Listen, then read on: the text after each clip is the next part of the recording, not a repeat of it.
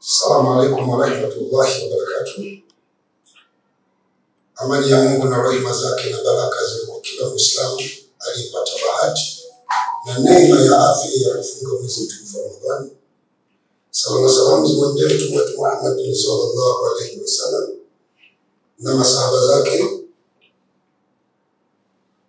na wale Waislamu wote watakaofuata mwenendo wa Mtume kwa siku ya Kiyama. Zangu la kwanza nimshukuru sana Mwenyezi Mungu kuendelea kunijalia kupata funga tukufu. Nilejee nimuombe tena Mwenyezi Mungu atulipe Waislamu wote funga hii na ibada nzito ambazo Waislamu wako kufanya usiku na mchana, si kwa lengo lingine ila kutafuta radhi na fadhila za Mungu. Leo nitazungumza vitu vitatu na naomba mnisikilize kwa umakini na kwa upole na kwa bila kutumia ushabiki. Jambo la kwanza, nitaanza kuomba ili swala la mgogoro baina ya Izzuddin, Sheikh Izzuddin kutoka Mombasa, Kenya,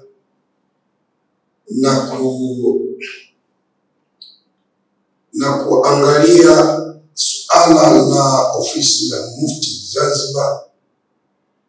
Na swala la mwisho nitazungumzia suala ambalo nimekuwa nikiambiwa jana. Nimesema nimeona baadhi ya watu wamewakazi wao kutoka na watu, lakini kwenyewe acheni tabia hizo. Kama huwezi kucomment ni bora uache, hatukulazimisha kucomment. Nimezungumza jana kuhusu polisi kwamba ukisema ukweli polisi hawezi kukupiga wakati anafanya uchunguzi wake. Mmoja akatoa matusi, ina nataka nizungumze. Mwingine akasema sisi ni chawa, lakini leo nataka nizungumze kwa upana zaidi kwamba Uislamu unatufundisha. Alafu sisi kama wahubiri wa dini hatufati unavyotaka wewe. Tunaangalia Mungu anasema nini na Mtume sio wewe. Wewe nani katika dini?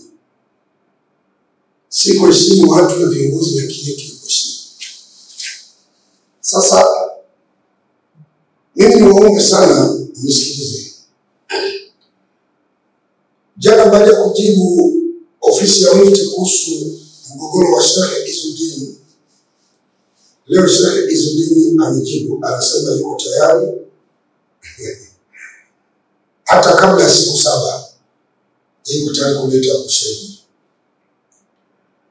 Lakini baada ya kujibu yeye, kijana mmoja ndiye amejibu na laumu sana. Hebu msikilize kwanza. Huyu ni Sheikh na yeye ni msomi wa dini, huyu kijana. Na jambo la kusikitisha ni kwamba Sheikh Izzuddin ana uwezo mzuri, ana uwezo mkubwa wa kuwafikia mashekhe walioko kwenye baraza la ulama. Bali hata ofisi ya Mufti yenyewe imeshashirikiana na Sheikh Izzuddin katika mambo mbalimbali.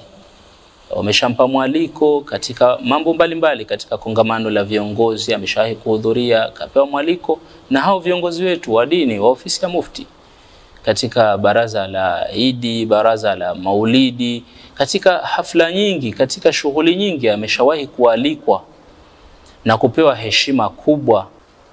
Naendelea kusisitiza, kabla ya kutoa ufafanuzi zaidi kwenye maneno ya Sheikh Izzuddin, naendelea kusisitiza kwamba swala la heshima kwa viongozi, iwe viongozi wa dini au viongozi wa serikali katika ngazi mbalimbali, swala la heshima na utiifu kwetu sisi kwa makubaliano ya ulama wa ahlu sunna wal jamaa, na ndio mafundisho ya Mtume Muhammad sallallahu alaihi wasallam, ni wajibu wetu. Na ikiwa mtu atakuwa na nasaha au maoni, basi anatakiwa kuyafikisha kwa viongozi, lakini kwa njia zilizokuwa sahihi, kufuata utaratibu na kuwasilisha maoni hayo kwa heshima na busara. Nimeshangaa sana mimi mtu kama Sheikh Izzuddin ambaye ana nafasi kubwa ya kuwafikia mashekhe anashindwa kuenda kama kuna maoni yoyote kwenda mbele yao akawaeleza, akatoa maoni yake. Badala yake amekaa msikitini anazungumza na Waislamu maneno machafu, maneno ambayo haielekei kwa mtu kama yeye kuyazungumza. Kwa hiyo sisi licha ya kuwa ni shekhe wetu na tunamheshimu na tunataraji kwenye hili kwamba atajirudi, lakini tunalazimika kuyarekebisha haya maneno yake kwa sababu ni maneno ya upotofu, bali kuna maneno ya uongo ndani yake na kuna maneno ambayo hayako sawa kabisa. Kwanza katika maneno yaliyonishangaza zaidi ni kule kutupa maneno machafu na maneno ya kejeli moja kwa moja kwa mufti wa Zanzibar. Lau angelikuwa Sheikh Izzuddin ni mtu wa kawaida, tungelisema labda amevuta bangi, maneno kama yale, au ameelewa. Lakini kwa vile ni Sheikh, sijui tuseme alikuwa na hali gani mpaka kazungumza maneno yale. Maana kama ni hasira, basi ni aibu kwa Sheikh kama yeye kuzidiwa na hasira kiasi hicho mpaka kumtupia maneno kiongozi wa dini ambaye ni mufti mkuu wa Zanzibar, kumtupia maneno machafu kama yale. Hii ni kuonyesha kwamba hali yake si nzuri. Na Sheikh Izzuddin, mimi nakwambia kwamba ikiwa hali yako ni hii unapokasirika, na hali yako ni hii katika kuzungumza, huna break manake, basi ofisi ya mufti kukufungia Zanzibar watakuwa hawakuonei. Yani manake ikiwa uzungumzaji wako unapokasirika, au ustahamilivu wako katika kuchukua mambo, au ufuatiliaji wako katika mambo ndo uko hivi, manake unaweza ukasikia tu jambo ghafla bila ya kufanya utafiti na kuwafuata wahusika, ukaanza tu kukaa na kuropoka tu kuzungumza tu maneno makali. Ikiwa hali yako ndo hii, basi ofisi ya mufti kukufungia haina kosa. Ubaya zaidi katika mazungumzo ya Sheikh Izzuddin ni kwamba kuna matusi. Yeye mwenyewe amezungumza maneno mabaya na ya uongo, lakini kuna matusi ya watu wamekuja kutukana, kumtukana mufti na ofisi ya mufti, baraza la ulama, kuwatukana mashekhi wetu na viongozi wetu wote hapa Zanzibar. Kuna comments zimekuja, na hii video ya Sheikh Izzuddin imewekwa katika channel tofauti. Basi wallahi kuna watu wamekuja kutukana matusi, wengine wanasema makafiri, wanafiki yao. Wallahi Sheikh Izzuddin, haya matusi yote wewe ndo utayabeba. Yani wale watu wamefanya makosa mbele ya Allah Subhanahu wa Ta'ala, lakini sababu ya makosa yale ni wewe. Yani wewe ndo umewawekea njia ya kufanya yale makosa, kutukana. Na kwa hivyo fungu pia na wewe utapata kwenye matusi yale ambayo ametukanwa mufti. Yani umewapa watu njia watukane, wamtukane kiongozi, matusi machafu mabaya, na hukulifikiria hili. Hukufikiria wewe kwamba mimi nikimtukana kiongozi, basi kuna watu watakuja kucomment maneno machafu vile vile, watamtukana kiongozi na itakuwa mimi ndo sababu. Hukufikiria hilo. Moja kwa moja wewe unaropoka bila ya break. Sheikh, wewe umesoma, ni mtu wa dini, hebu tafakari katika kulingania. Usijilinganishe na watu wa ovyo, watu wa wanafiki. Wakati wa Mtume sallallahu alaihi wasallam, Mtume akigawa ngawira, kuna mtu mmoja alikuja akamwambia Mtume, adili ya Muhammad fa innaka lam ta'dil.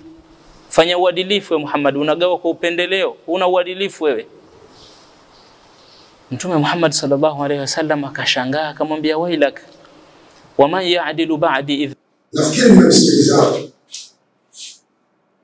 Ukimsikiliza kijana ni kama ni mtu msemaji tu, lakini hatumii kanuni na ukweli na haki.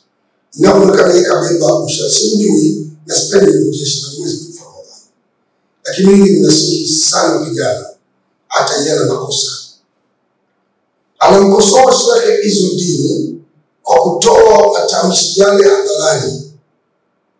Lakini yeye anamfananisha Sheikh Izzuddin kwamba ingelikuwa sio Sheikh angesema kafuta bangi au matusi. Matusi makubwa kwa kiongozi wa dini. Hata wao kusema Sheikh wao na kusema Izzuddin kameza maneno ya Mungu. Ana msaada mkubwa katika jamii. Ili lazima mjue na wewe unakosea sana. Na unaposema kusoma Sheikh wetu, wewe mbona unasoma Sheikh sana? Ninakuona kwenye nini wanatembea kusoma, unaita kwa Wahabi na nini? Na Wahabi sio Sheikh kusoma Qur'ani. Ni wanaviona kama wanavyoona wao. Sasa angalia jinsi unavyojigaji. Alafu kaenda bado ukitaka kuchukua klipu, ni kama vile unataka kutengeneza ukabila. Umesema Sheikh Izzuddin, umesema wewe ukija unaweza ukaja tu Zanzibar, hata leo wakuweke wewe hapa, sio kweli wewe Mkenya. Atuzungumzia mambo Muislamu anazungumzia hiyo. Na baadhi ya ndugu zetu wanapenda sana ya mambo ya kuwagawa watu Mzanzibari, sisi Wapemba, sisi Waunguja Mzanzibari, huyu Mbara, sisi Wazanzibari, sisi Wabara. Hayo mambo yafai katika dini. Izudini akuzungumzia Zanzibar kwa Kenya. Izudini Zanzibar kwao, Dar es Salaam kwao, Nairobi kwake, Mombasa kwake, duniani kokote kwa kimada anaingia kisheria. Ana haki ya kupata haki kama wanazopata watu wengine. Kwa mimi kueleza kama mtu. Natembea duniani kote. Kwa nia nzuri tu. Mimi nimepata kiburi sana Mombasa, walikuwa kitokea vizuri. Japo kwa watu wa Kenya wana ukabila, wana ubaguzi ukabila, lakini walikuwa wanatusaidia. Katika Waislamu wa Afrika Mashariki, Waislamu waliotusaidia kwa kiwango kikubwa kutununulia magari. Wakatoa gari Waislamu wa Mombasa. Mimi walinipa gari. Sasa kwa nini wanafanya kwa ajili ya Mungu sio kabila? Kwa mimi ushauri tu shehe wangu na kusema hivi. Unakosea sana. Na kama makosa hata wewe unayo, na wewe ungekaa kimya tu ukaacha. Sasa wewe kama kuvumilia na hizo dini hawezi kuvumilia. Sasa niende la pili la kuzungumza kama Muislamu mwenzenu. Mwenyezi Mungu anawapenda sana Waislamu watu wanaopatanisha wa mtu na mtu. Mungu anampenda sana mtu anayepatanisha mtu na mtu. Ikiwa kama kuna makundi mawili yanazozana, mmoja yuko katika haki, mmoja katika batili, basi liloko katika batili lipigwe vita mpaka lirejee katika haki. Likirejea acheni. Na bado Mungu ametuita ndani ya Qur'an Waislamu wote ni ndugu. Sasa mimi ni waonye au sio waonye sana ni mashaka msozi waonye. Ni mashauri. Washauri yajibu Sheikh Izudin ofisi ya mufti yote wa Islam. Kwa ni vitu vidogo sana. Vitu vidogo sana. Kama ofisi ya mufti Sheikh Izudin ilikwambia usizungumze Zanzibar, acha. Sababu Zanzibar sio janna.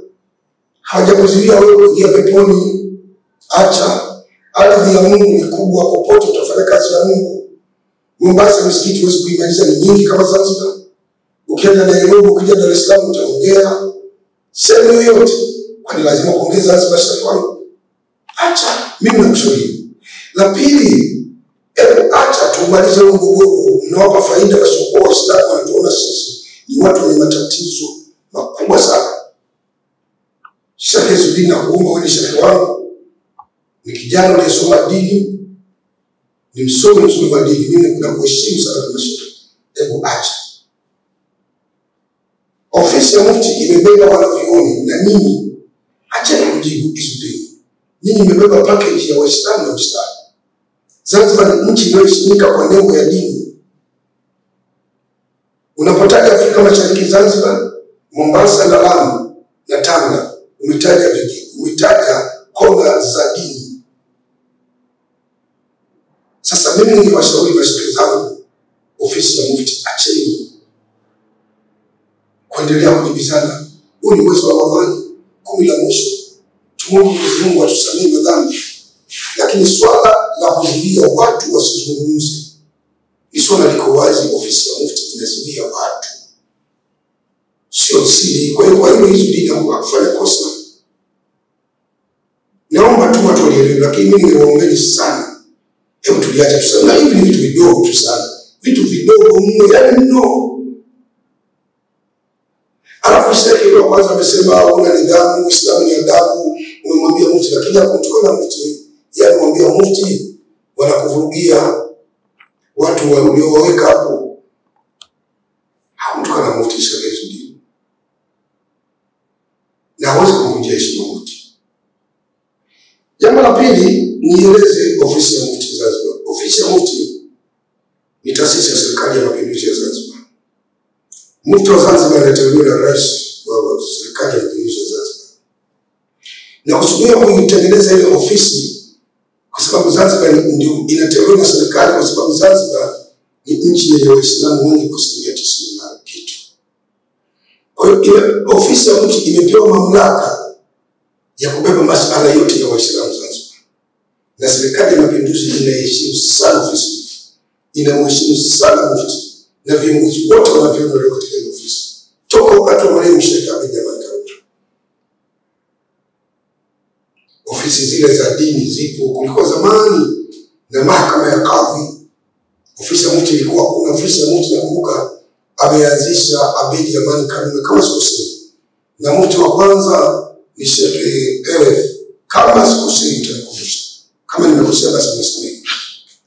Kwa kusudio la ofisi ile ni kusimamia dini, sio kuunganisha watu au kuzuia watu wasifanye kazi. Ndio lengo la serikali. Na katika haya nimemwona mshehe anataka kumuingiza serikali leo, umezarau mpaka umemzarau rais, usifanye fitna hiyo. Ndio inasema hizo ni fitna sasa. Unataka kumchonganisha Izudini na serikali ya mapinduzi au serikali ya muungano. Hili swala sio la serikali. Ni baina ya mashehe na mashehe. Na hao mashehe ni watu wana nafasi ya kugombana na kuelewana. Sasa kusudia kuweka ofisi hii ni kusimamia masuala ya watu wa dini na dini,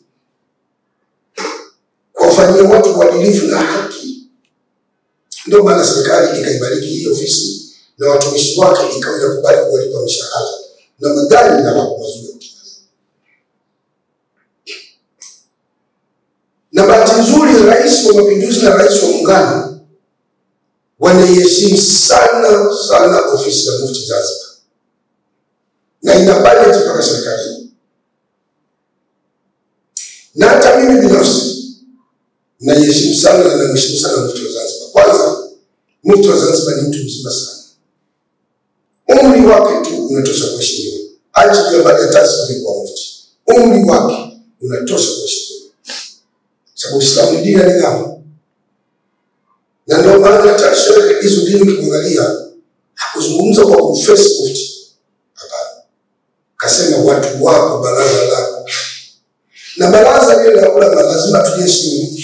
Ni viongozi wenye heshima, wanaheshimiwa mpaka na rais. Watu kama rais anawaheshimu, mimi mwepuku au wewe mtu wa chini usiheshimu kwa nini? Kwa mimi ni kuombe Sheikh Izudini, hebu acha. Wewe umesoma dini. Wangekwambia tunakunyang'anya Uislamu wako ni sawa, ungehangaika. Hawajakunyang'anya Qur'ani yako. Hawajakwambia usifanye ibada yoyote. Wamekwambia ukija Zanzibar, sio usifanye Zanzibar. Ukija Zanzibar usizungumze msikitini. Basi acha. Na bahati nzuri Rais Samia Suluhu anakuheshimu sana na anakupenda. Rais wa serikali ya mapinduzi anakuheshimu sana na anakupenda. Na bahati nzuri marais wetu wote wawili ni Waislamu na wakiheshimu dini za watu, dini za Mungu. Wakienda misikitini wanawaheshimu wanavyoni. Na ndio maana juzi nimesema, mtasema serikali na uadui upi na Waislamu wa Kristo. Mbona viongozi hawa serikali wanawasaidia Waislamu? Wanawasaidia kwa Kristo. Wangekuwa viongozi hawa ni maadui, wangemsaidia adui. Kwa ni vitu ambavyo vinatengenezwa na sisi tuko nje. Kwa ufupi ni kwamba Waislamu tunashindwa sana kusimamia taasisi zetu za dini. Huu ni ukweli. Na huwa hatupendi kuambiwa ukweli. Tukiambiwa ukweli tunakimbilia kwamba watu hawana nidhamu. Kumbe mtu unaambiwa jambo la kweli. Tujitahidi sana kwa tunaazibia hisia zetu. Na hasa tunapokuwa viongozi wa dini. Na mimi niulize hivi. Jamani, mbona marais wa nchi wanajizuia sana sifa zao? Ili kuna mtu ambaye yuko juu kuliko wengine kama rais wa nchi. Unaposema mimi ndio unaona rais wa nchi, yeye ndio namba moja katika nchi. Anakula anachotaka, anakula anapotaka, anafanya lolote lile kwa muda wote. Rais hata akisema leo simtaki mtu fulani ya fulani, dakika mbili uchukue watu wanapita nayo. Lakini mbona unatuvumilia? Hivi nimefika kuna maneno ya kisema mitaani kwa vuruga wa marais wao waumini. Mangapi wanavuruga kwa rais Museveni Zanzibar? Mangapi wanamfanyia rais Samia Suluhu? Mbona unavumilia jamani? Sasa sisi viongozi wa dini mbona tunavumilivu? Dini gani tunazo? Tuna chuki kweli kweli. Kwa hiyo mimi niwaombe sana, hebu tusameheane. Haya mambo yametokea katika misikiti ya binadamu. Sheikh Izudini akija Zanzibar mwacha niasi. Kwa nini atabeba misikiti ya Zanzibar kisha? Na kama wataki Sheikh Izudini, acha. Mbona Mombasa misikiti mingi? Ukitaka kusema njoo Dar es Salaam, mimi nitakutembeza mpaka vijijini Sheikh wangu Izudini. Tena ukienda vijijini wanawapenda kweli ni masheikh. Waislamu wa vijijini wanakupendeni kweli masheikh. Utaona watu watakapojaa kwenye mkutano wao. Hapa Mungu anataka kwenda kuliwa na Mungu. Kwa mimi ningeliomba ile jambo tuliache. Kuvujana heshima hii mashaikh na vilemba vya kisheria. Mnajua dini kweli kweli tuyaache. Tunawaumiza hata viongozi wetu wa kinchi, marais wetu tunawaumiza. Hivi Rais Samia akiona hivyo, Rais Hussein Mwinyi akiona tunavumbana, masheikh wanabungana hivyo. Hivi nimefika kwa rais gani? Wanashindwa kusema tu, lakini tunawaumiza sana. Na kwanza la pili, sasa hivi ndio niende eneo husika. Jana ndugu zangu nimezungumzia kuhusu polisi. Kuna watu wanachuki tu nchi na baadhi ya watu, na wanataka tuende watu mtu anavyotaka yeye. Hatuwezi kusema kila jambo la kusema. Kuna mtu mmoja ameniambia kwamba wewe Mwepopo kila siku kuwatetea polisi. Kwanza mimi nitatetea polisi, mimi naweza kumtetea polisi. Mimi ni msemaji wa polisi. Mimi nimezungumza jana hivi, hata polisi ukiwaambia ukweli, mtu yeyote ukimwambia ukweli, akaona huu ni ukweli, itakuwa ni sababu ya wewe kumshika. Sasa nini kama mna chuki na hao polisi? Mimi sina chuki na polisi kwa sababu usalama wangu uko mikononi mwa polisi. Mimi sina chuki na vyombo vya dola, usalama wangu uko kwenye dola. Ninatembea napata amani na usalama kwa sababu vyombo vya ulinzi na usalama vipo. Vinafanya kazi usiku na mchana. Mimi nalala na watoto wangu na mke wangu ndani. Na hata kama kwa polisi wale watatu na matatizo, hiyo ipo duniani kote, hata Ulaya ipo. Hata nyumbani kwangu unaweza kuwa watoto 6 wawili wakawa washenzi, wengine wakawa mbwana. Wewe ukasema hiki kizazi cha fulani cha ushenzi, hapana, ni ushenzi wao. Sasa wote kwa hukumu polisi wote kwa ushenzi wa polisi wawili watatu. Haiwezekani. La tatu, mtu mmoja kanipigia simu. Anaambia Mwepopo, nyinyi mbona mzungumzi kwa vile unayopata Chadema? Nyinyi ni vibaraka. Subhanallah. Sheikh mimi ni vibaraka. Mimi ni vibaraka. Hivi nyinyi Waislamu na msoko Waislamu, hebu ngoja nikuulize kwanza. Hivi mtu mwenye akili timamu kwa kiongozi wa dini, utawasapoti vipi Chadema? Kama msamehe sana. Hivi mfumo unaokwenda nao Chadema, kiongozi wa dini unaenda kusimama mle, unawasha moto. Ikitokea kutokea kiongozi wa dini tunataka mbaki sasa. Utaonekana kiongozi wa dini na sasa. Chadema wanataka ufalme na utawala wa dunia. Sisi tunataka ufalme wa kesho kwa Mungu. Wapi na wapi? Juzi nimeona mama mmoja hapo Iringa. Mmeona huko kwa Iringa shughuli ya mkoa wa Njombe. Katibu wao wa kitaifa, katibu wa taifa, mwenezi UWT, mmoja wa wanawake, yule mama amepigwa mpaka sasa hivi kalazwa hospitali. Na waliomtandika yule mama sio CCM wala sio polisi, ni Chadema wenyewe. Angalieni haya mambo. Na yule mama anasema kwa bahati nzuri wakati wanamshughulikia kumtandika, polisi walikuwa na patrol. Baada ya kuona amezidai ndio wakati wakamokota polisi. Sasa swali, je, kama sio polisi kuwahi kumshuhudia mama, Chadema sio wangemuua? Chadema wangemuua. Na kama wangemuua wangesema polisi ndio wameua, wanaoteka watu ni polisi. Sababu ndio ilikuwa tatizo.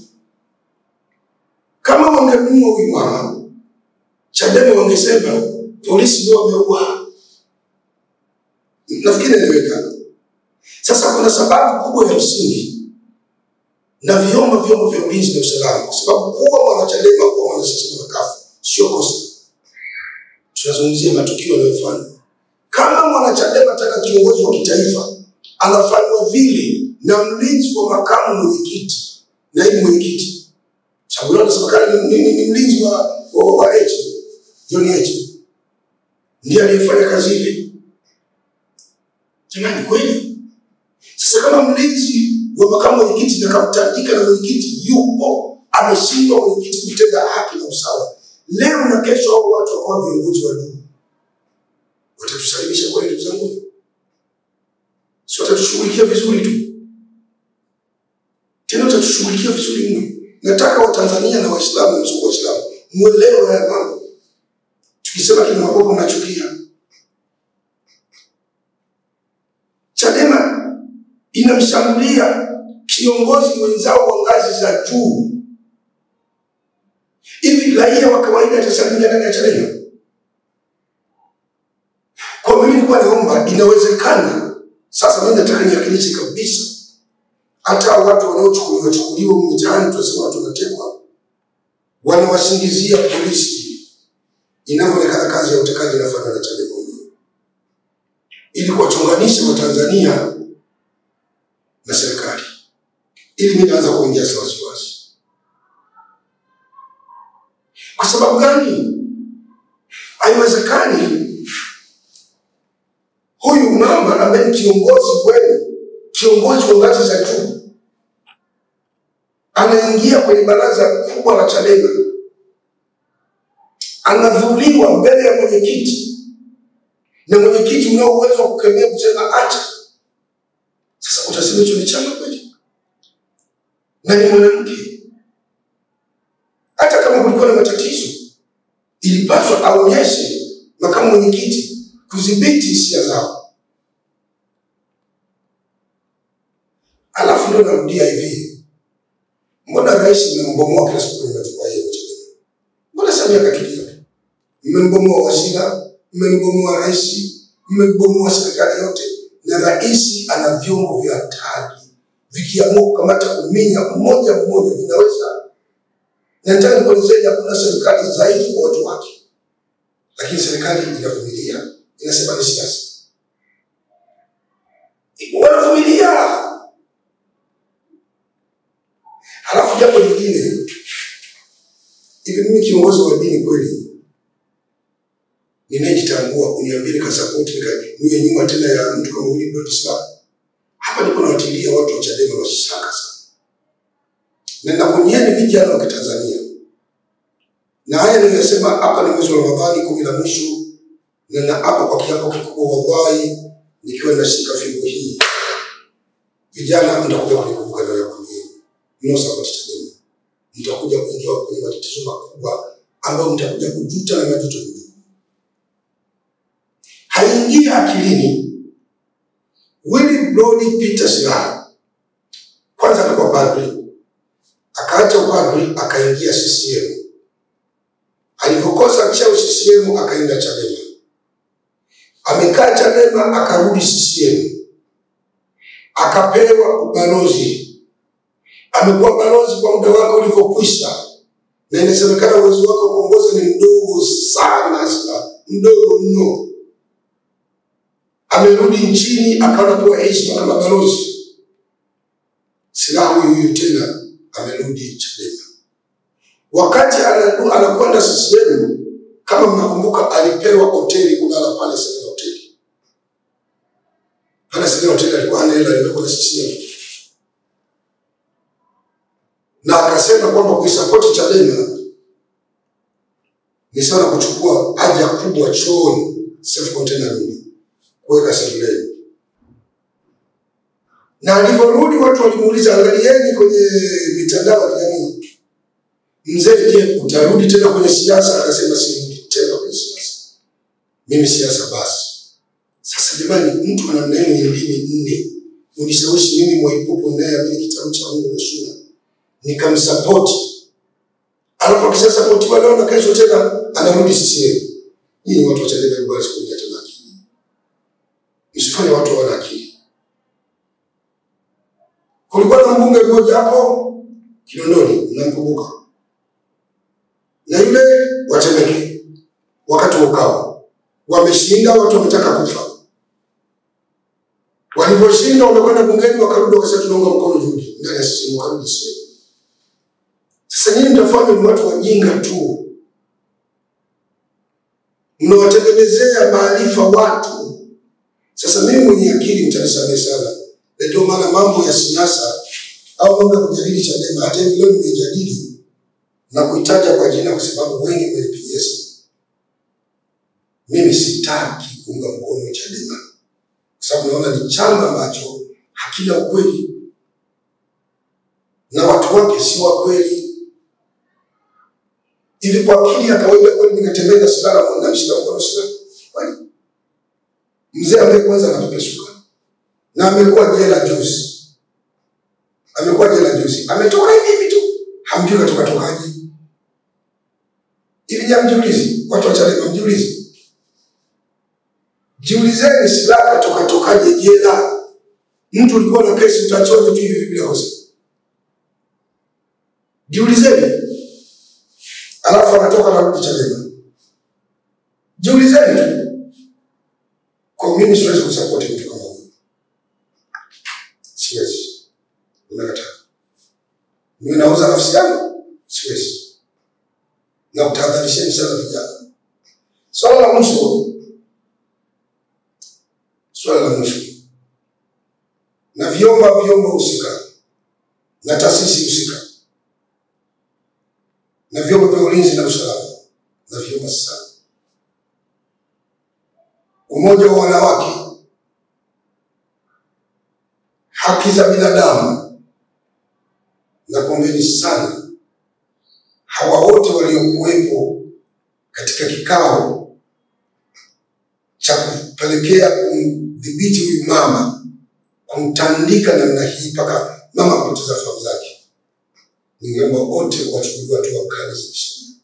Huyu ni mama, ni mwanamke. Kulikuwa na sababu gani ya kumtandika? Ilionekana watu walikuwa wanataka kumuua. Ila Mungu akasaidia, polisi walikuwa karibu.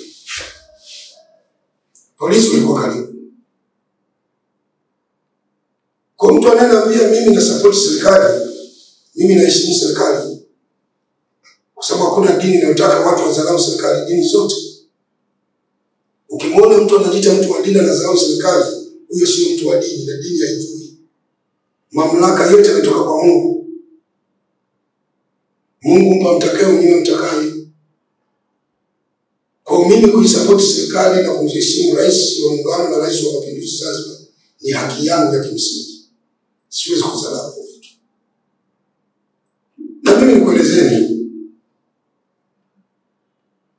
hamujui serikali, hamujui dola. Hamujui serikali, hamujui dola. Unaposema dola, dola ni kundi la watu lenye uwezo mkubwa wa hatari. Yaani dola ni kundi la watu lenye mafunzo na uwezo na weledi wa hali ya juu. Unaposema dola ni kitu kingine. Ninakuelezea. Unaposema dola ni kitu kingine. Si kitu cha mchezo. Na wallahi nakwambia, hakuna mwenye dola. Dola inakushughulikia mtu yoyote, na hakuna dola dhaifu kwa watu wake. Mtu asiyodanganya. Yaani wewe una akili au kuliko dola? Itakuwa sio dola, ni kundi la wanafunzi wa shule. Kwa mtu anayezungumza maneno haya hajawahi kukutana na dola. Anayejua dola atakuwa dola cha mchezo. Kwa mimi niwaombe sana wa Tanzania. Niombe sana wa Tanzania. Achaneni na miemko. Achaneni nayo. Achaneni kabisa. Kwa mimi nimejibu hoja hivyo. Serikali nitaiheshimu na naiheshimu. Kwa sababu naijua inafanya nini. Na simlazimishi mtu kuwa CCM au kwa Chadema au kwa ACT au kwa ni hali yako mwenyewe. Wala msipigi debe. Kama swala la kushinda serikali, CCM itashinda. Kila hata mtoto mdogo anapopiga mshindi itashinda tu. Mimi natembea nchini naona mikoa Ninaona wilayani, naona kwa kijiji. Kuhusu Zanzibar sisi kushinda, itashinda. Naona Chadema wanasema watakuwa nguo tembee uchi wa nyama. Wanawake wa Chadema wanasema watakuwa nguo watembee uchi wa nyama. Acha kutembea uchi wa nyama. Hata mngelala barabarani utupu wa mnyama, sisi inashinda. Haihusiani kutembea utupu wa mnyama na ushindi wa CCM. Mmetembea nini utupu wa mnyama sisi? Mimi na mambo yake itakifanya uchaguzi itashinda. Hiyo no reform no election. Mnasema tu chama cha Chadema ni kimoja. Nchi na vyama vingi. Hiyo no reform mtafanya nini? Wenzenu wataingia kwenye uchaguzi. Kwa kiongozi atapatikana. Basi. Hii lazima tukwambieni, mnawadanganya watu. Watu watatu Chadema, Chadema na na Sugu ndio wasimamisha uchaguzi. Alafu mimi ndio nikusapoti. Kwa shida akili basi. Kama vurugu ni mambo ya shamba. Wewe kama unataka kulala uchi kama unasema utalala uchi. Lakini inawezekana mmezoea kulala uchi. Mmezoea kulala uchi kwa mnyama. Na nini? Kwani serikali itakuonyesha kisudia mmoja kulala. Unataka kutembea zikiri utupo mnyama tembea pote ukichoka tena utakoga utalala. Wale Marekani watu walienda kukaa mbele ya State House ya Bush wakati utupo wa mnyama. Wakimwambia usipige laki. Usipeleke sehemu yetu laki na kaambia je kaenda peleka kupige laki na hakuna kitu. Sasa mambo yanajirudia. Mimi nashukuru Mungu awabariki. Na kuomeni sana ndugu zangu tuache migogoro sisi kama Waislamu. Na mambo yetu ya kuchangia endelea.